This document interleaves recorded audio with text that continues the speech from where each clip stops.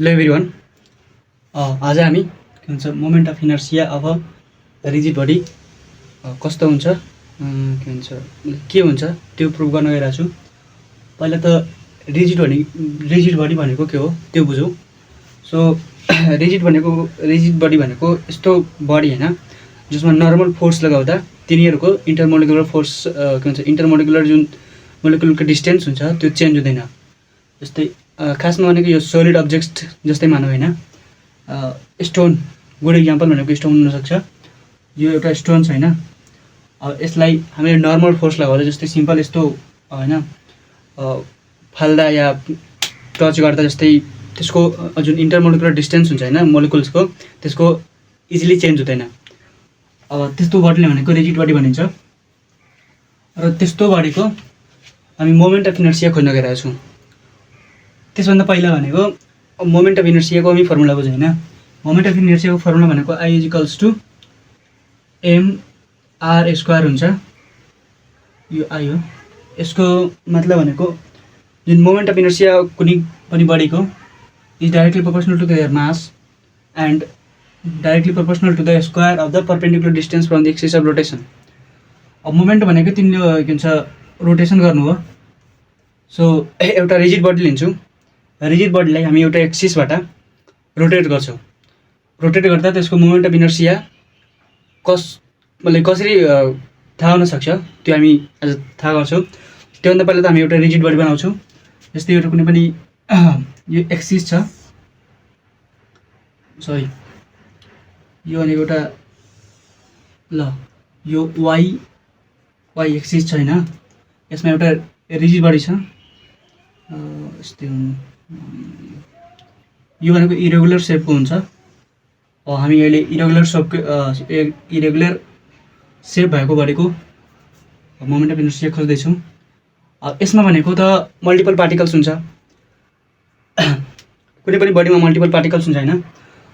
त्यसको भनेको मानव यहाँ एउटा कुनै पार्टिकल छैन, फेरि यहाँ पनि यहाँ पार्टिकल छ, यहाँ पनि एउटा कुनै पार्टिकल छ, यहाँ पनि एउटा कुनै पार्टिकल छ। यहाँ भनेको त म्याक्सिमम पार्टिकल्स छ, धेरै पार्टिकल्सहरू छ। तर हामी 3-4वटालाई कन्सिडर गरेर बडीसँग जति एन नम्बर अफ पार्टिकलसम्म पुग्न सक्छौँ होइन। सो यो M1 मास छ बुझौँ, यो M2 मास छ, यो M3 मास छ र यो M4 मास छ होइन। अब यिनीहरूको परपेन्डिकुलर डिस्टेन्स यो भनेको एक्सिस अफ रोटेसन हो। यो एउटा मानव यो एक्सिस अफ रोटेसन हो। अब यसमा हुने गरी यो रिजिड बडी छ। अब यो रिजिड बडीलाई यो एक्सिसमा घुमाउँदैछौँ हामी, त्यसको मोमेन्ट अफ इनर्सिया खोज्नु छ। सो यहाँबाट अब यतिको डिस्टेन्स भनेको यो परपेन्डिकुलर डिस्टेन्स हो।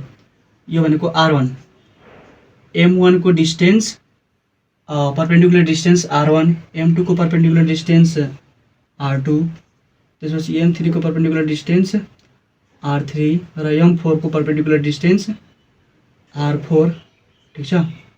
अब यसलाई R4 नराखेर हामी MN राख्छौँ, RN र यो पनि MN। यो भनेको n नम्बर अफ पार्टिकल्सलाई डिलिभर गर्छ यो होइन। अब पहिला यसलाई हामी कन्सिडर गरौँ भने कसरी प्रुभ गर्न सकिन्छ यसको formula. So let us consider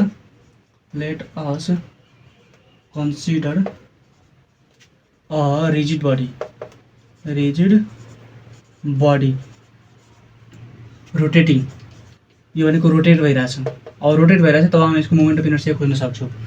late us consider a rigid body rotating about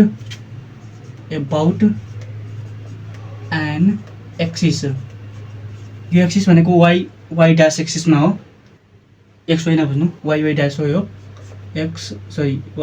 why dash with angular velocity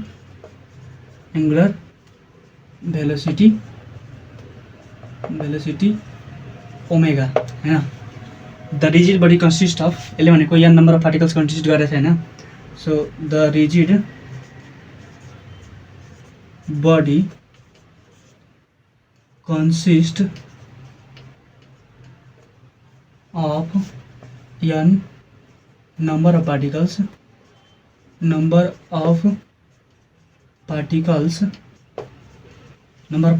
with masses भनेको M1 m2 m3 dot dot dot mnसम्म भनेको यो नम्बर अफ पार्टिकल्स छ with respective perpendicular distance respective perpendicular distance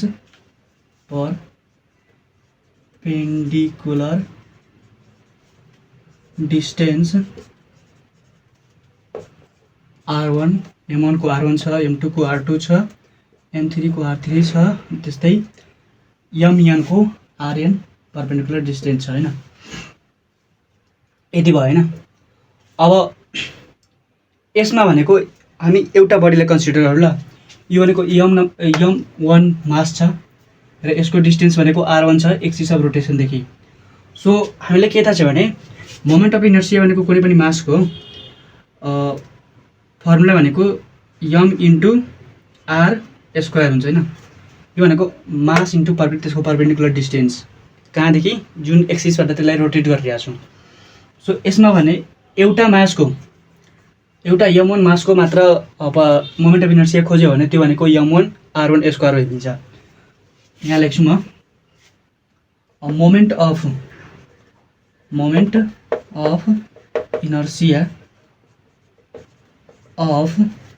inertia of one particle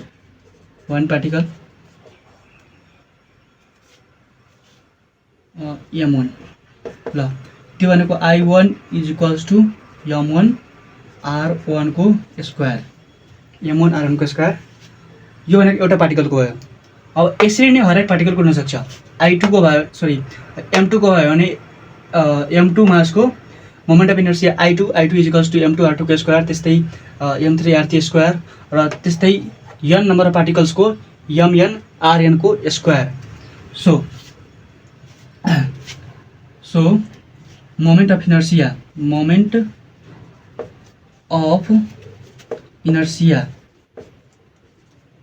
of each particles हैन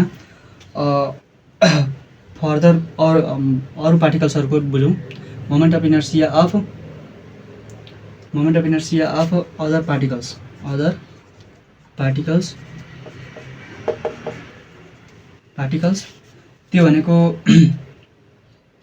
I2 is equals to m2 r2 को square ठीक छ त्यसपछि I3 is equals to m3 r3 को square र त्यस्तै in को mn rn को स्क्वायर यो त भयो भने इच पार्टिकल्सको यो बडीले n नम्बरसम्म नम्बर अफ पार्टिकल्स कन्टेन गरेको छ तिनीहरुको मासेस भनेको m1 देखि mn सम्म छ र हरेकको भनेको मोमेन्ट अफ इनर्सिया हामीले पत्ता गर्यो सो यसरी भनेको अब हामीले त होल बडीको खोज्नु छैन यो पुरै टोटल बडीको मोमेन्ट अफ इनर्सिया मतलब कति हुन्छ सो यसलाई खोज्नको लागि हामी यो सबको सम गरिदिन्छौँ भने यसको मोमेन्ट अफ इनर्सिया आउँछ अब किनभने यसमा इच पार्टिकल्सको भनेको यसले n number of particles contain गर्छ हैन मासेस भनेको इचको m छ सो यस्तो गऱ्यो भने हरेकको मास आउँछ यो भनेको टोटल बडीको मास आउँछ र हरेकको परपेन्डिकुलर डिस्टेन्स पनि छ सो सबैले सम गर्दा यिनीहरुको भनेको त्यो एउटा बडीको एक्ज्याक्ट यो जुन हामी रोटेटिङ बडीको मोमेन्ट अफ इनर्सिया खोज्न गएको छौं त्यो भनेको आउँछ त्यो भनेको अब सम गरेर आउँछ सो अब म यसलाई मेट्छु यो तलको मात्रै रहन दिन्छु यो माथिको मेट्छु ल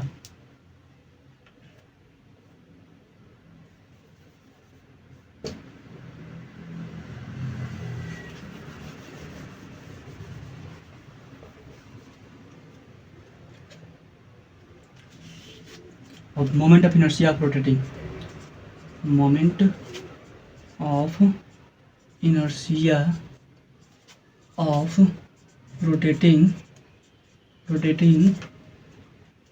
body can be calculated as हरेक को मोमेन्ट अफ इनर्सिया जोड्दै हो नि त्यो आइहाल्छ I is equals to I1 plus I2 plus I3 plus I4 plus मानौँ न I4 डटदेखि IN सम्म। अब यसको फर्मुला लेखौँ होइन। I1 भनेको कति छ M1 R1 को स्क्वायर M1 R1 को स्क्वायर प्लस M2 R2 को स्क्वायर प्लस M3 R3 को स्क्वायर। ठिक छ, यो 3 भनेको तल plus dot dot M N R N को स्क्वायर।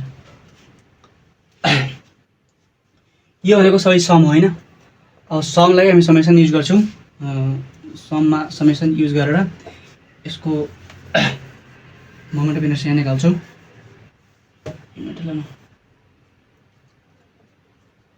समेसनको टर्ममा गयो भने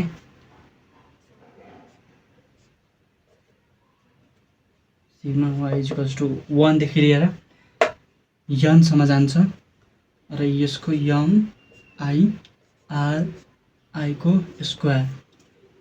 यो हाम्रो भनेको रिक्वायर्ड फर्मुला हो कुनै पनि रिजिड बडीको मोमेन्ट अफ इनर्सिया खोज्नको लागि।